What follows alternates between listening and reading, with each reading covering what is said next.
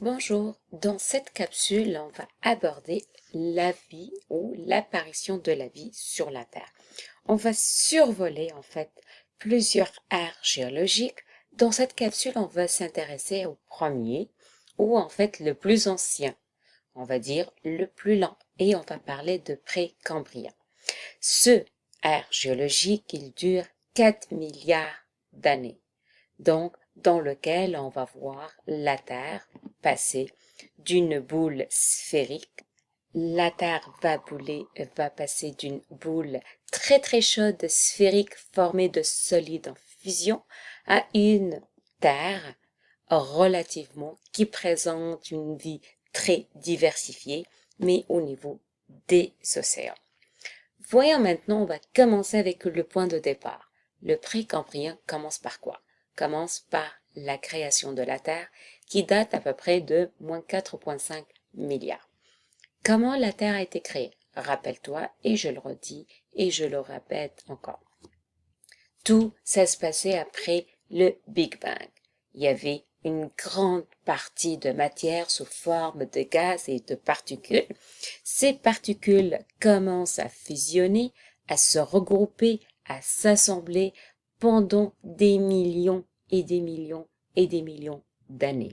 Tout ça pour former ce qu'on appelle une boule sphérique très très chaude avec une température de 1300 degrés. Ça reste encore très très chaude, donc cette température a entraîné en fait une activité volcanique très importante. Cette activité a perduré pendant aussi des millions et des millions d'années, ce qui a généré en fait la production du CO2, du N2 et H2O, et les trois gaz continuent à monter et à s'accumuler dans l'atmosphère. À certains moments et à certaines conditions, ces trois gaz commencent à réagir et ils vont former aussi deux autres molécules. On parle du méthane et de l'ammoniac.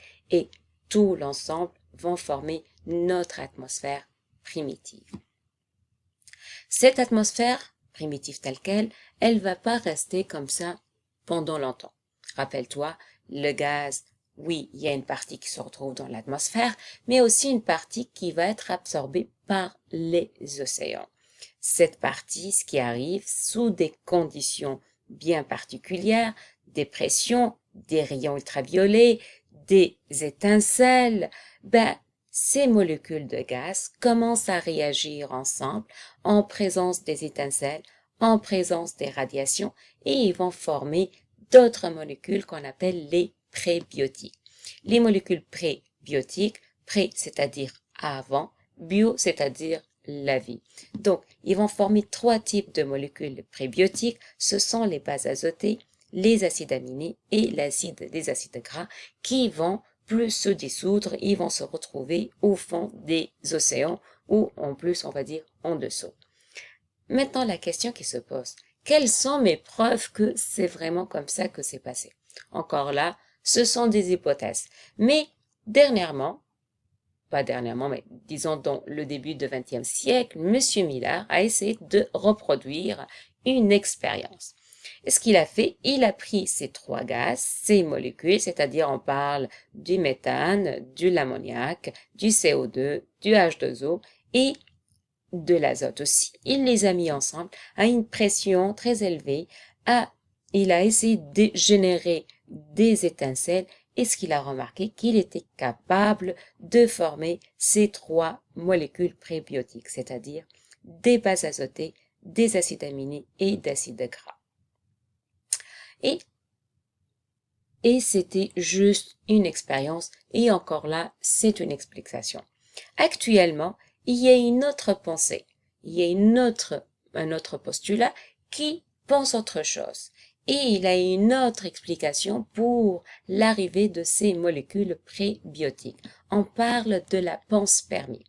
La panspermie, qu'est-ce qu'elle suppose? Elle suppose que ces molécules prébiotiques, elles sont venues de l'univers, c'est-à-dire avec de l'extérieur. En fait, durant plusieurs décennies d'années, la Terre était bombardée par des astéroïdes et ces astéroïdes renfermaient ces molécules prébiotiques. Pour une raison ou une autre, ces molécules étaient à l'intérieur, puis avec le temps, ils commencent à se libérer et être plus dissous dans l'eau. Ce postulat, il prend de plus en plus d'importance. Pourquoi? Parce que les scientifiques, ils sont capables maintenant de faire des recherches sur plusieurs astéroïdes et ils sont capables de supporter que à l'intérieur de certains astéroïdes, on est capable de trouver ces molécules, les 3 molécules prébiotiques. À partir de ces 3 molécules prébiotiques, les scientifiques ont trouvé ça plus facile de expliquer la formation des molécules biotiques. Les scientifiques, en fait, supposent et apportent cette information et pensent que les molécules prébiotiques ont commencé à réagir entre eux tout d'abord, c'est-à-dire les acides aminés avec les acides aminés, mais aussi avec plusieurs supports solides et des minéraux qui se retrouvent dans l'eau. Et ils ont réagi, ils ont formé ce qu'on appelle les premières molécules biotiques. Et lorsqu'on parle de molécules biotiques, on va parler de protéines. Les protéines, c'est un regroupement de plusieurs acides aminés. L'ADN, elle est formée par plusieurs bases azotées. Les lipides, c'est un regroupement d'acides gras. Quant aux glucides, c'est encore là des réactions qui se sont passées entre les 3 molécules prébiotiques ainsi que d'autres minéraux. Donc, les lipides, tous ces molécules biotiques se retrouvent dans les océans. Rappelle-toi, les lipides comme l'huile, si je le place dans l'eau, qu'est-ce qui arrive? Tout simplement, les lipides ils vont se regrouper ensemble pour former comme une petite boule. Donc, cette petite boule, on peut l'appeler, en fait, ce qu'on appelle actuellement, c'est une micelle. Donc, les lipides s'agglomèrent pour former une forme sphérique qu'on appelle micelle. Donc, ça, c'est la première partie de la formation de cellules. Par la suite, cette sphère, qu'est-ce qu'elle va faire? Elle va englober, elle va piéger certaines molécules biotiques comme les protéines, l'ADN, d'autres lipides et glucides, et ça va donner naissance aux premières cellules, ce qu'on appelle les prokaryotes, parce que ce sont des cellules qui ne renforment pas de noyau.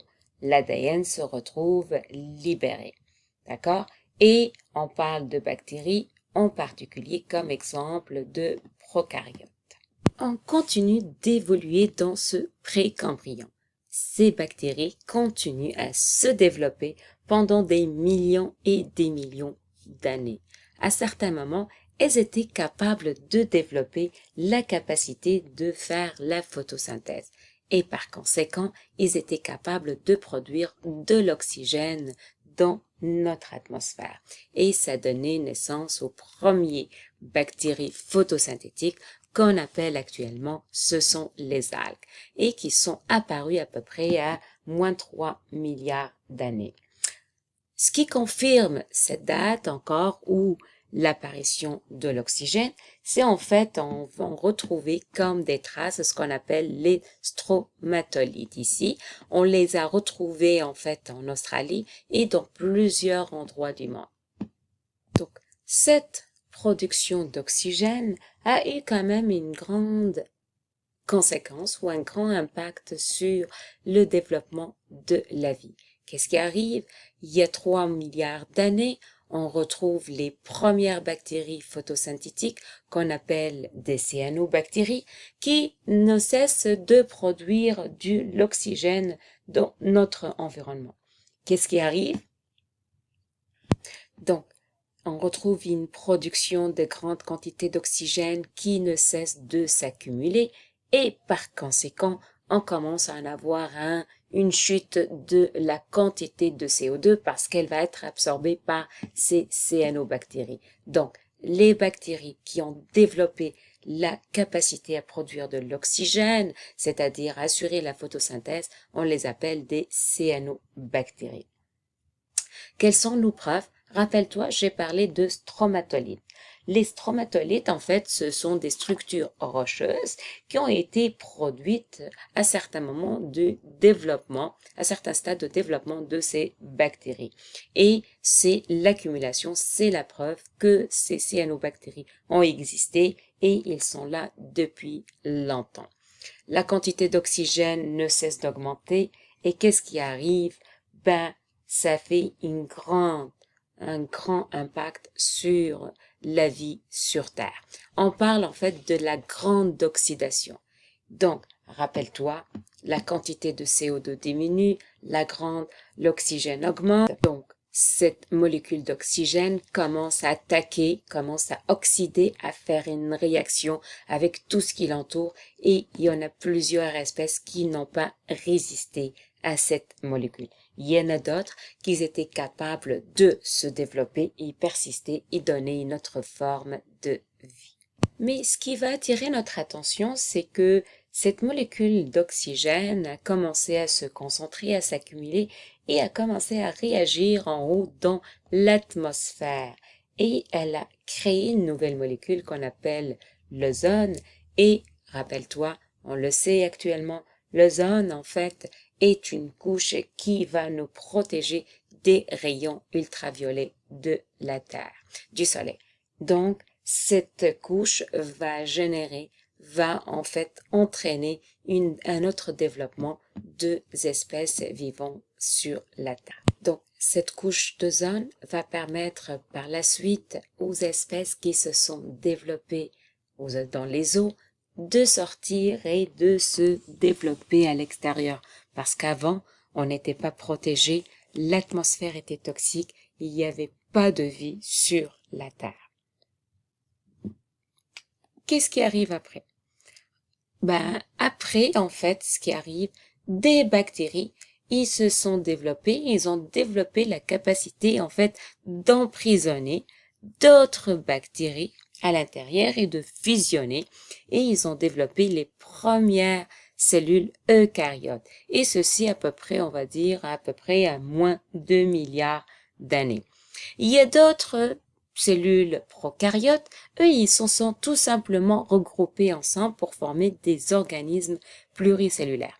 La seule différence, que ce sont des organismes cellulaires dont chaque cellule ou chaque groupe de cellules s'est différencié pour faire une tâche en particulière. Et par exemple, il y en a certains qui vont faire la photosynthèse, d'autres qui vont s'évoluer pour donner naissance aux nageoires, aux pattes, etc. Et à peu près à moins 6 milliards, on a une explosion de plusieurs espèces qui se sont développées et qui ont généré une vie relativement très diversifiée sur la surface de la Terre. Donc, avec ça, on arrive à peu près à la fin du précambrien, c'est-à-dire dans lequel on a vu pas mal d'étapes et on assiste à la fin de l'apparition des premières cellules eucaryotes, c'est-à-dire que l'ADN se retrouve dans un noyau et on les appelle des algues rouges. On retrouve des algues vertes, ce sont des premiers êtres pluricellulaires, c'est-à-dire qui sont formés par plusieurs cellules qui sont dotées de fonctions bien précises et finalement on retrouve en fait une multiplication des espèces très diversifiées principalement dans les océans. Tout ça pour dire que ça finit le précambrien par une fin d'une extinction massive de plusieurs espèces. En fait, ça reste encore des hypothèses parce que c'est un phénomène qui date de longtemps. Le précambrien se finit par la fracturation du supercontinent qu'on appelle le Rhodénien. En fait, durant la formation de la Terre, il y avait un supercontinent qui était tout seul, qui était uni et qui représentait toute la Terre. Mais selon les scientifiques, il y avait une source de chaleur qui provenait du centre de la Terre, du noyau, qui a monté jusqu'en haut, qui a fait comme des fractures, qui est fracturé, qui a séparé ce supercontinent.